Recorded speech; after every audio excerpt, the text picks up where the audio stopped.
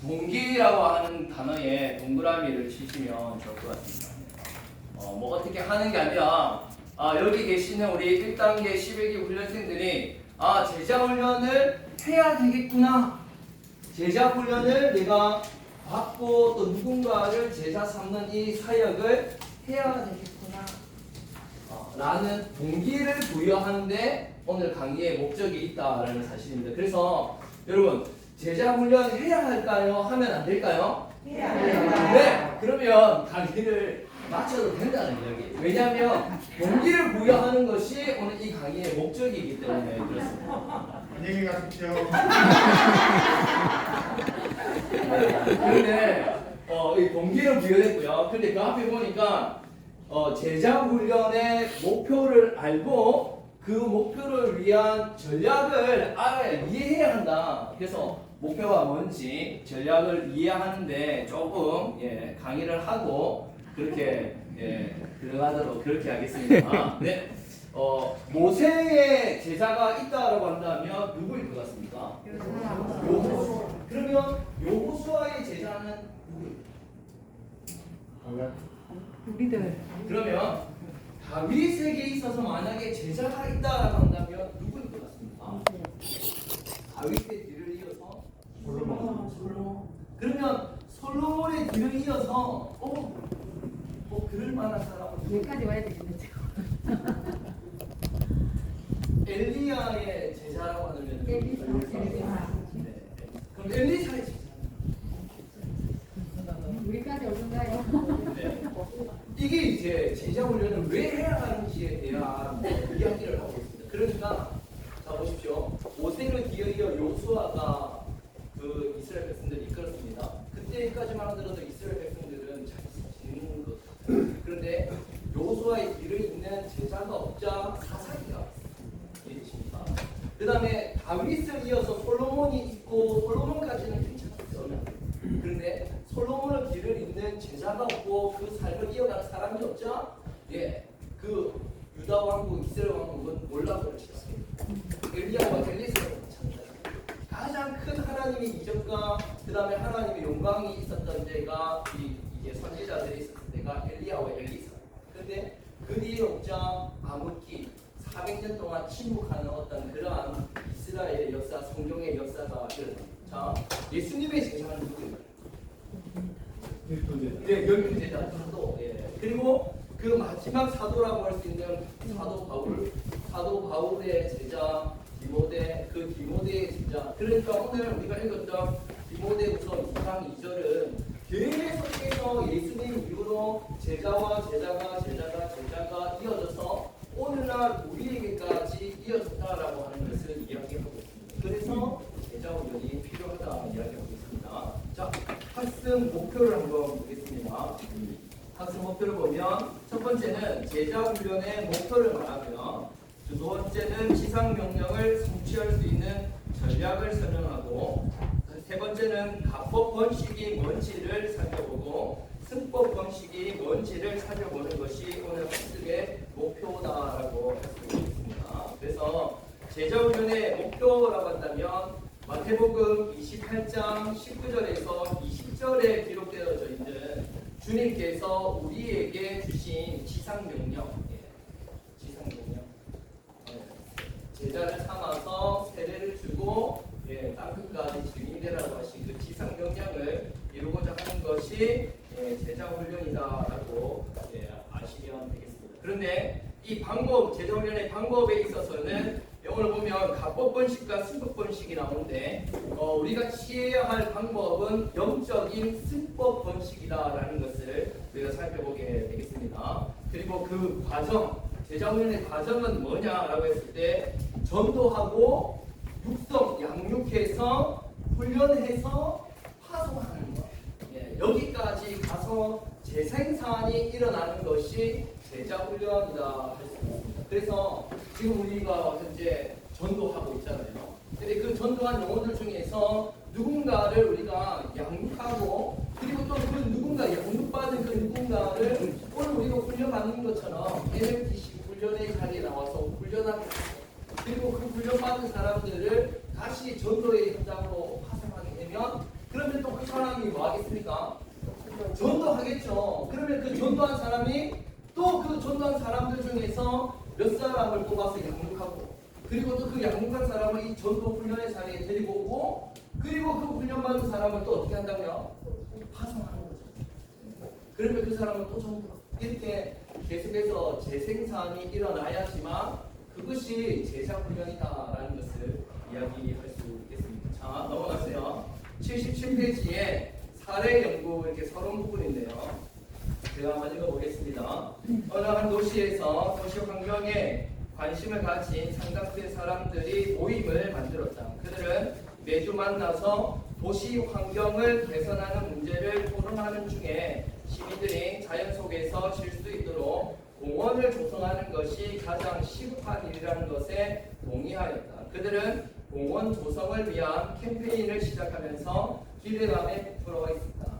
실행 계획을 세우고 조직도 만들고 의욕적으로 활동했다. 그러나 몇 주가 지난 뒤 그들은 공원을 만든다는 일이 처음 생각처럼 쉽지 않다는 것을 알았다. 관공서와 시민들의 여론을 수렴하는 일 등 일련의 과정들이 무척 복잡했고 수없이 많은 난관들이 그들 앞에 도사리고 있었다. 시간은 계속 흘러갔고 결과는 지지부진했다. 들떴던 마음이 가라앉고 모임은 시들해졌다. 지도자들은 이 모임을 활성화시키기 위해 흥미 위주의 오락적인 프로그램을 도입하기 시작했다. 그 결과 얼마 안 가서 그 모임은 주간 침묵회로 전락하고 말았다. 뭘 이야기하는 것 같으십니까? 네. 취지와 다르게 변질되어 가는 것. 그렇죠. 네. 처음에 목표가 있었는데 나중에 보니까 그 목표는 온데간데 없고, 예, 수단이었던 그 목표를 이루기 위한 수단이었던 그 수단이 목표가 되어져 있는 그런 상황을 우리가 보게 됩니다. 즉 주객이 전도된 거죠. 네, 우리가 이렇게 되면 안 된다라는 것을 문제 제기하고 있는 겁니다. 그래서 우리는 왜 제자 훈련을 해야 하는가, 그 목표, 그 목적을 잃지 말아야 한다, 그것을 이야기하고 있습니다. 그래서 목표를 상실하지 않고 제자 훈련, 우리가 이 전도하는 그 목표가 뭔지를 명확하게 이해하고 가지고 있는 것이 중요하다라고 이야기하겠습니다. 그렇다면 제자 훈련의 목표가 뭔가, 이것을 우리가 분명히 짚고 넘어가야 된다는 사실입니다. 자, 제자 훈련의 목표에서 정의되어 있습니다. 땡땡땡땡땡에 순종하여 이렇게 되어 있죠. 거기에 이렇게 적혔습니다. 제자 훈련의 목표는 하나님의 말씀에 순종하여, 제자훈련의 목표는 하나님의 말씀에 순종하여 우리 세대 안의 모든 사람에게 복음을 전함으로 주님의 지상명령 성취를 돕는 일에 적극적으로 참여하는 성령 충만한 그리스도인들의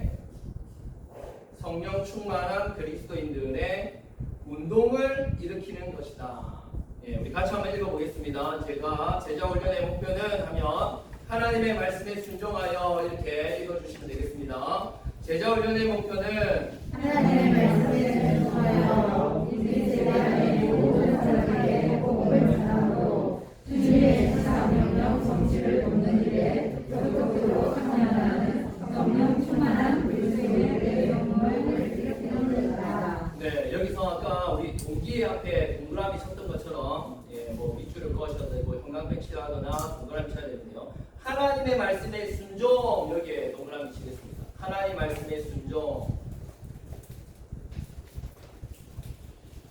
그 다음에 그 밑에 줄에 있는 주님의 지상명령 성취를 돕는 일에 적극적으로 참여까지 길지만 동그라미나 형광펜으로 이렇게 칠하면 좋겠습니다. 주님의 지상명령 성취를 돕는 일에 적극적으로 참여. 그 다음에 성령 충만, 동그라미 치겠습니다. 성령 충만. 그리고 마지막에 운동, 여기에 동그라미 치겠습니다. 그래서 오늘 우리가 살펴보게 될 4가지를 이야기하고 있는데요. 하나님의 말씀에 순종한다는 게 뭔가, 그 다음에 주님의 지상명령 성취를 돕는다는 것, 적극적으로 참여한다는 건 뭔가, 성령 충만은 뭔가, 어떻게 했을 때 운동이 되는가, 이것을 우리가 뒤에 하나씩 살펴보게 된다라는 사실입니다. 자, 제자 훈련은 내 제자를 삼는 게 아닙니다. 누구의 제자를 삼는 거겠습니까? 예, 주님의 제자를 삼는 겁니다. 그래서 그 주님의 제자 삼는 일을 통해서 하나님 나라가 확장되는 것이 우리의 제자 훈련의 목적이어야 됩니다. 그런데 수많은 교회들이 제자 훈련을 하는데 어떤 이유로 제자 훈련을 하냐면 성도들의 수를 늘리는데 거기에 이제 제자 훈련을 하겠습니다. 그러면 아까 우리가 앞에 사례를 살펴봤던 것처럼 주객이 바뀌게 되어서 나중에는 제자 훈련은 온데 간데 없고 어떻게 하면 사람을 모으는데 여기에 혈안이 되어져 있어서 나중에는 마치 오늘 이 도시 개발 어떤 이 모임의 목적은 없어지고 그런 오락 프로그램 어떤 그 친목회로 바뀌게 된 것처럼 교회도 그렇게 된다. 아마 우리 주변에 그런 데들이 많을 수 있어요. 그러나 우리가 NLTC를 한다, 우리가 적어도 제자 훈련을 한다라고 한다면 우리는 그게 아니에요. 제대로 우리가 이 목적을 상실하지 않고 이 목표를 가지고 나아가게 되면 그런 어떤 성장, 그럼 붐이라고 이야기하는 게 아닙니다. 성장. 그런 어떤 수적인 성장은 따로 부수적인 겁니다. 그게 주된 이유가 아니다라는 것을 기억하시면 좋겠습니다. 자, 넘어가서요. 정의의 설명 배워져 있는데요. 제자 훈련은 누구의 말씀과 하나님의 말씀과 하나님의 말씀과 당신 자신의 삶에서 사랑과 능력과 믿음과 전도의 모범을 보임으로써 다른 사람을 가르치는 것이다. 이게 이제 제자 훈련의 정의라고 할 수 있습니다. 하나님의 말씀을 가르친다. 그래서 제자 훈련, 우리가 지금 NLTC 교재를 이렇게 가지고 있지 않습니까? 근데 이거는 교재예요. 교재일 뿐인데, 그러나 이 제자 훈련에 있어서 주 교재는 어떤 뭐 좋은 책, 이게 아니라 하나님의 말씀이어야 한다. 하나님의 말씀이 빠지면 의미가 없다. 그것을 이야기하고 있습니다. 하나님의 말씀 중요하고요. 그리고 또 하나는 사랑과 능력과 믿음과 전도에 뭐를 해야 된다고요? 모범을 보여야 된다는 사실. 자, 보십시오. 예전에는 월격 앞으로 이렇게 하면 뭣도 모르는 병사들이 막 이렇게 앞으로 갔어요. 요즘에는 월격 앞으로 하면 아무도 안 움직이죠. 나를 따르라 해도 따를까 말까 하는 시대입니다. 그래서 이 제자 훈련이라고 하는 것은 모범을 보이는 거예요. 우리가 예수님의 삶을 보면 알 수 있지 않습니까? 3년 동안 공생애를 하시면서 12명의 제자들에게 그들과 늘 언제나 함께하면서 기도하는 게 뭔지, 신앙생활하는 게 뭔지, 하나님의 음성을 듣는 게 뭔지, 그런 것들을 하나하나 다 본을 보여주신 것, 그것을 이야기하고 있기 때문에 그렇습니다. 그래서 제자 훈련은 그냥 이렇게 책을 한 권씩 나눠 가져서 공부하는 게 아니에요. 공부하는 게 아닙니다. 제자 훈련은 모범을 보이는 거예요. 그래서 정말 제자 훈련을 잘하는 사람은 강의를 잘하는 사람이 아니고요. 제자 훈련은 모범된 삶을 사는 사람이 제자 훈련을 잘할 수 있어요. 그래서 기도해야 된다라는 것을 가르치려면 그냥 기도해야 돼, 몇 시간 해야 돼, 어디서 해야 돼, 이게 아니고 기도하는 자리에 내가 나에게 제자들을 데리고 같이 기도에 참여해. 그러면서 기도하는 것을 밀어주는 거예요. 말씀을 듣는 것은 어떻게 들어야 하는지, 전도를 하는 것은 어떻게 하는 것인지. 그래서 여러분들에게 강사님들이 있는 이유입니다. 여러분들이 지금 어떻게 보면 제자 훈련의 어떤 한 부분을 하고 있고 강사님들이 어떤 그런 제자 훈련을 하는 어떤 형식을 취하고 있는데요. 그래서 실질적으로 아마 우리 간사님들도 그렇게 하고 싶으실 텐데 실질적으로 여러분들의 이게 꾸려져 있죠. 그러면 간사님들이랑 다 같이 가서 전도회 현장에 가가지고 전도 한번 시범도 보여주시고 어떻게 하는지, 그리고 또 하고 나서 이렇게 한번 다시 해보죠 이렇게 해서 계속해서 그런 어떤 본을